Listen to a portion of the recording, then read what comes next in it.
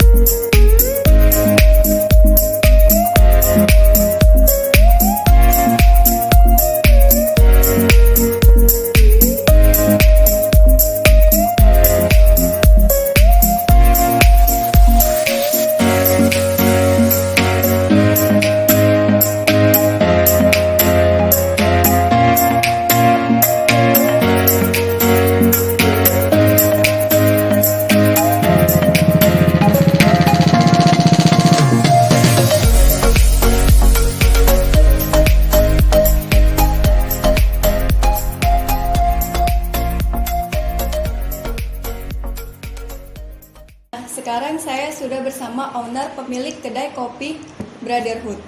Yuk mari kita tanya-tanya. Bang, saya mau nanya ini, gimana sih sejarah berdirinya Brotherhood ini? Sejarah berdirinya Brotherhood, kalau dibilang sejarahnya, yang pertama pasti berawal dari hobi ya. Hobi, kecintaan juga sama kopi gitu kan. Jadi ya kita coba untuk buka sih kedai kopi. Dulu saat masih kuliah pengennya udah mau buka kedai, cuman kendalanya kan di modal pasti. Kendala di modal itu pasti. Jadi 2014 kita mulai kenal kopi. Di 2016 udah mau sempat buka. Kendala di modal. Udah gitu ya emang orang tua bener-bener nggak ngizinin. Sedikit pun nggak ngizinin karena kebetulan orang tua basicnya di pendidikan. Dan kebetulan saya juga alumni Unimed di pendidikan juga gitu kan. Jadi ya kendalanya itu juga di awal, tapi setelah itu 2018 kita udah mulai beraniin diri untuk buka dengan bermodalkan keberanian lah, ya kan, bermodalkan kepercayaan dan keberanian apa yang kita punya.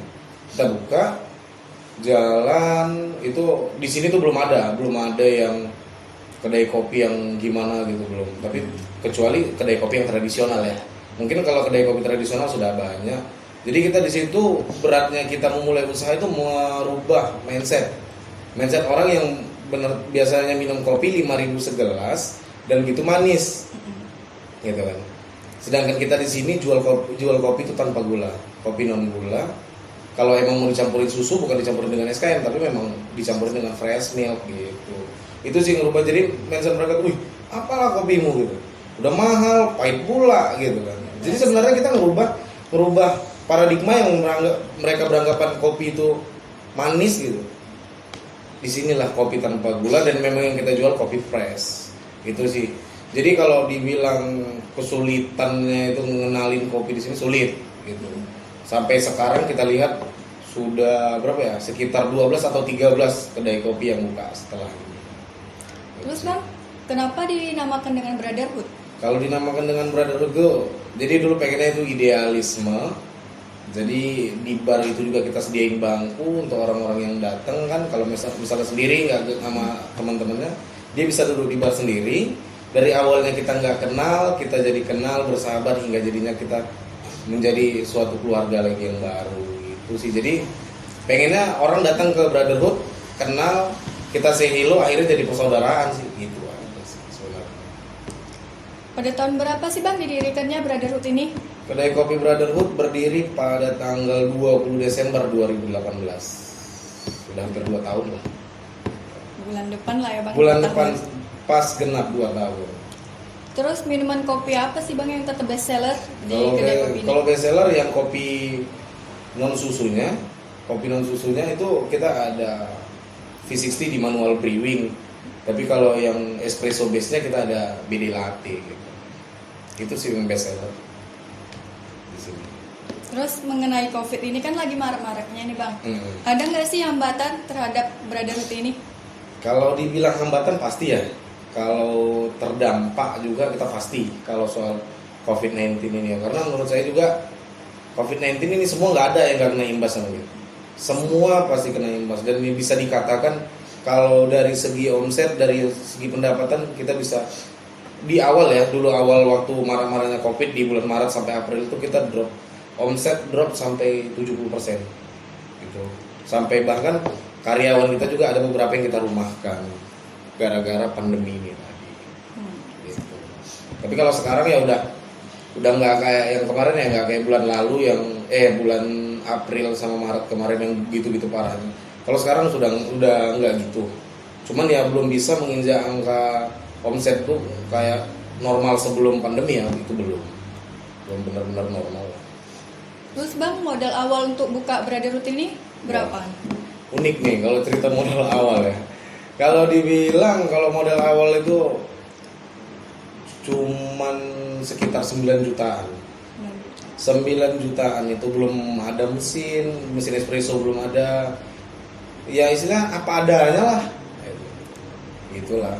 Dan sekarang alhamdulillah. Alhamdulillah. Kalau sekarang kalau tabungan nggak ada ya. Kalau tabungan nggak ada. Cuman kita paling lebih ke aset sih kalau sekarang kita udah alhamdulillah kita juga udah punya rumah produksi sendiri kan, dari biji hijau sampai ke yang biji siap digiling kita udah proses sendiri juga. Jadi kita langsung berkomunikasi sama petani ataupun tengkulak-tengkulak yang ada yang kita kenal di berbagai daerah lah, kayak di Tobasa, di Tapsel, di Gayo juga. Udah gitu Jawa Barat, Jawa Timur kita ada koneksi sih. Terus Pertanyaan terakhir ini Bang, apa sih harapannya mengenai kedai kopi Brotherhood ini untuk kedepannya? kalau ditanya harapan apa ya?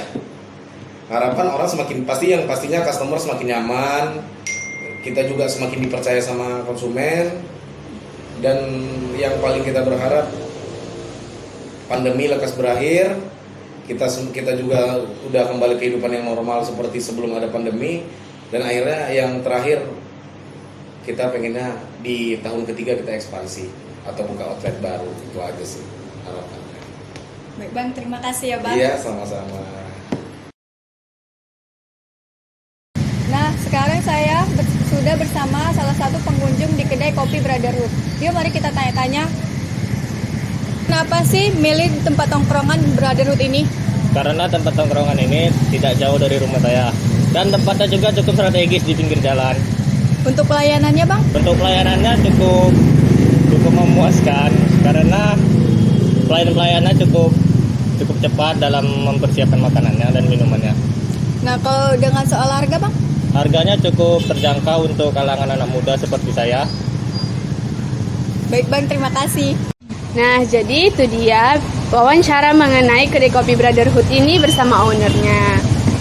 Terima kasih yang sudah nonton. Sampai ketemu di video selanjutnya. Bye. Bye.